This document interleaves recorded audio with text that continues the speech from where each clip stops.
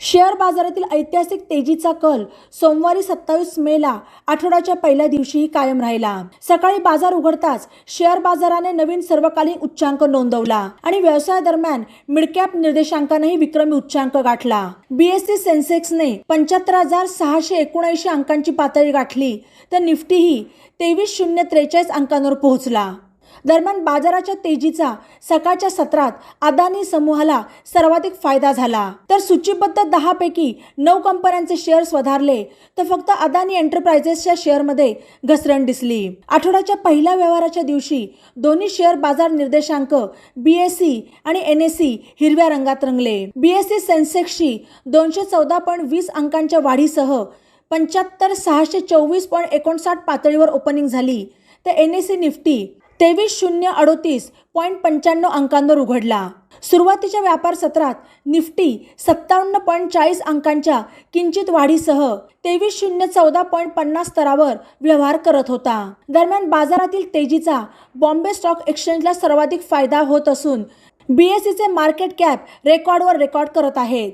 सध्या बीएसईचे बाजार भांडवल 419.82 लाख कोटींवर पोहोचले असून आता मार्केट कॅपने जवळपास 420 लाख कोटींचा आकडा पार केला आहे। बाजारच्या सकाळच्या सत्रात बीएसई सेन्सेक्समध्ये सूचीबद्ध 30 पैकी 19 शेअर्समध्ये हिरवळ दिसली तर 11 शेअर्स घसरले। सेन्सेक्समधील तेजीचा एचडीएफसी बँकेचा स्टॉक लाभधारक ठरला आणि 1.16% वधारला। तसेच कोटक महिंद्रा बँक 0.99% आणि इंडसइंड बँक 0.93% वधारला। याशिवाय अल्ट्राटेक सिमेंट 0.90% आणि भारतीय एअरटेल 0.76% वर चढला। या उलट विप्रो लिमिटेडचा स्टॉक सर्वाधिक 1.50% घसरला तर मारुती 1.20% खाली आला। याशिवाय NTPC, Mahindra and Mahindra, power grid आणि रिलायन्स इंडस्ट्रीजच्या स्टॉकलाही प्रचंड नुकसान झाले। एनएसई निफ्टीच्या 50 पैकी 24 स्टॉक्समध्ये तेजी आहे, तर 24 शेअर्स घसरत असताना 2 शेअर्समध्ये कोणताही बदल झालेला नाही।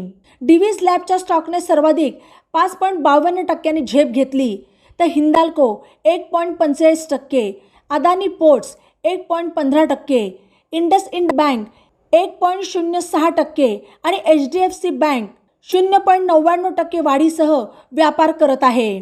दुसरीकडे अदानी एंटरप्राइजेस 2.71%, विप्रो 1.65%, ओएनजीसी 1.61% खाली घसरला। बातम्यांसाठी ई नवा मराठा यूट्यूब चॅनलला सबस्क्राईब करा आणि बेल आयकॉनवर प्रेस करा।